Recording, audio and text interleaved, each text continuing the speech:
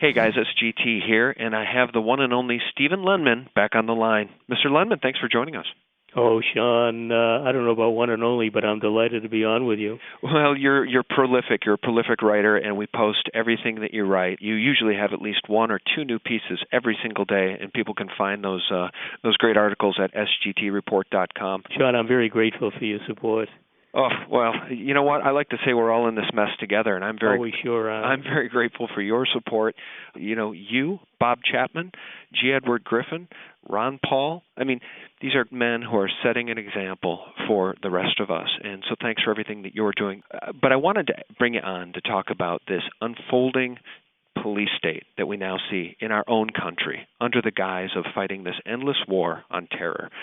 Where once Al-Qaeda was our enemy, we've turned Libya over to Al-Qaeda. And now the Department of Homeland Security and this entire police state apparatus appears to be being turned around on the people of the United States. And I just wanted to try to take a moment to kind of reset and maybe find a glimmer of hope from you. So what do you think about what we're seeing in this country right now, Stephen?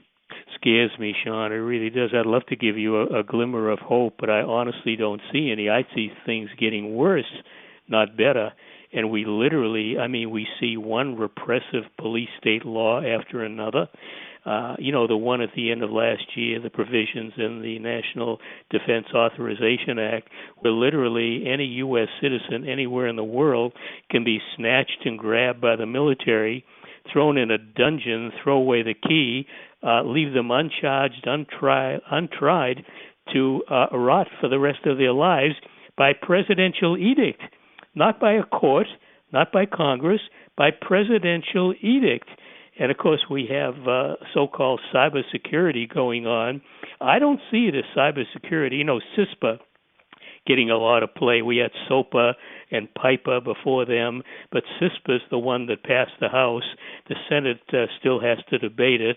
Very possibly the Senate would pass it. The Senate bill is very, very comparable to the House bill.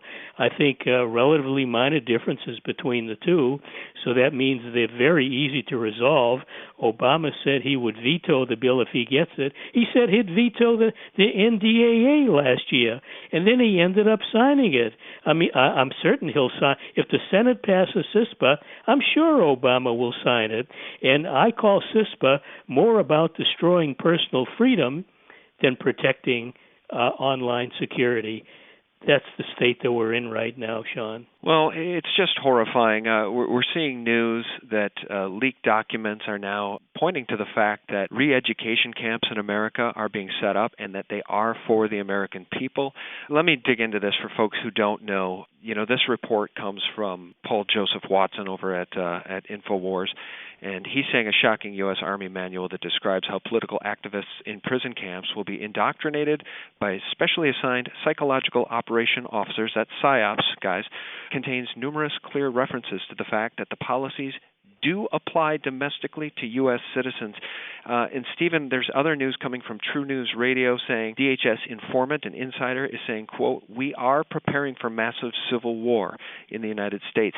That explains why the DHS just recently signed a contract with ATK out of Anoka, Minnesota for 450 million rounds of ammunition, doesn't it? I heard about that. I mean, that really is shocking. Civil war? I mean, this stuff is really terrifying. I'm getting up in years. I've never seen anything approaching this in my life. And I remember the 60s when there was sort of a quasi-civil war going on for civil rights, and the anti-Vietnam War protests were just raging year after year after year. And finally, it caught the attention of Congress. Both issues caught the attention of Congress, and results were gotten. And what bothers me so much today, Sean, is that the U.S. public is so indifferent, so mindless of what's happening, so focused on trivia instead of what matters most, that directly harms their well-being, and they're doing nothing about it, the Occupy Wall Street movement aside. I mean, that's relatively small. I mean, that needs to coalesce into something much bigger to really have an effect. And whether the May Day protest / demonstrations were what, in an article that I wrote, I haven't gotten it out yet, I suggested the possibility that it's Occupy Wall Street's Act 2. I hope it's Act 2, but it needs to grow to much greater extent. Lots of other people need to get involved. They should, because the things going on harm them. If they won't do anything about it to change, they're only going to get worse.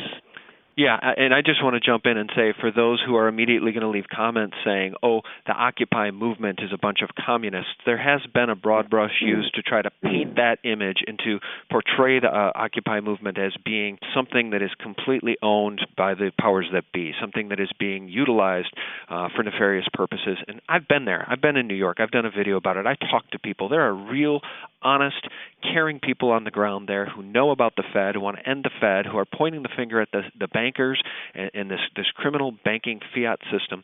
You can't paint that whole thing with a broad brush. It's just like the people that got down on the Million Man March of the Tea Party in Washington. What do people want? I mean, either we all get together and march in the streets or we don't, because we cannot continue to allow the media and even the alternative media to some extent to malign every effort of all of us to get together. I listened to an interview recently where Webster Tarpley was really slamming Ron Paul because, in his words, Ron Paul's plan of austerity for America, that's not what Ron Paul's saying. He wants to go back to the budget that we had the government operated under in 2006.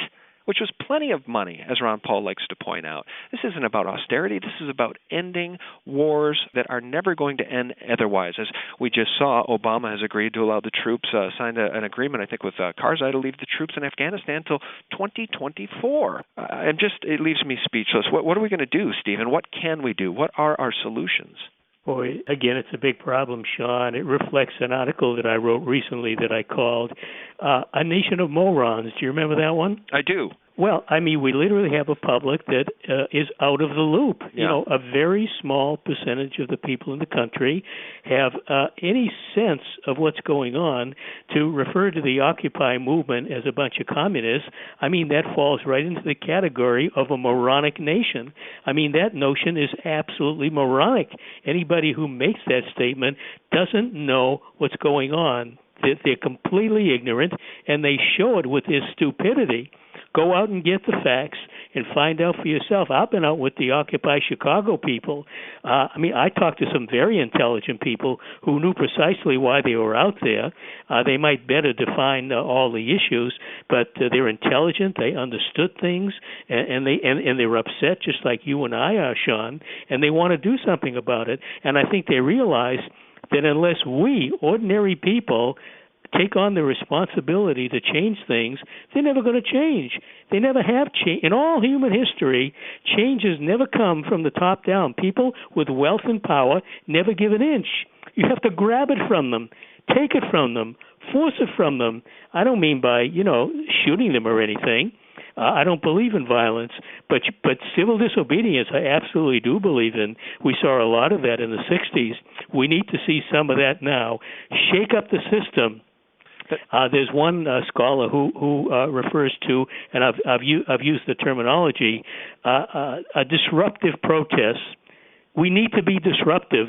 We need to shake up the system. We need to scare these people. They know that ordinary people have immense power if they'll use it, and they're scared of that, so they distract us with infotainment. The major media are absolutely involved in this. They're big corporate people with their corporate interests, just like the bankers and everybody else. They're all tied into the same dirty game, and they know that if people catch on to what's happening, they're not going to put up with it. I remember the great quote. Well, I wasn't old enough when he made it. The Henry Ford quote that went something like, talking about the banking system, if people knew a quarter of what was going on, we'd have a revolution in the morning. That's right. Andrew Jackson said the same thing. And, by God is my witness, I shall rout you out, you are a den of vipers. And he was talking about the bankers. Look, getting back to peaceful protests, that's what we support. That's what the Ron Paul Revolution supports. That's what the Occupy movement supports. That's what We Are Change. The name We Are Change was inspired by Gandhi, who said, be the change you want to see in the world. That's what this whole movement is about. And what we can see with the Occupy movement and other movements across the country is that those who are inciting violence, Stephen, are typically the agent provocateurs. They're typically the police officers dressed up in all black and masks, time and time again, as they try to malign this movement and cause violence. The American people don't want violence. They just want their liberty back. They sure do. It's the major problem of our time. The nation's resources are used against the interests of the people. They're used for corporate favorites, mainly the Wall Street ones, but all of them, all the big corporations get massive subsidies. Ordinary people pay for that. That's what our taxes go for. We pay taxes. We get pennies back in return. The lion's share of what we pay goes in the pockets of major corporations and to wage these hideous wars going around the world, killing people and destroying things. Thanks for watching Part 1. Don't miss Part 2. This is what revolutions are made of. And be sure to visit sgtreport.com for all of my original content and the most important daily news. Thanks for watching.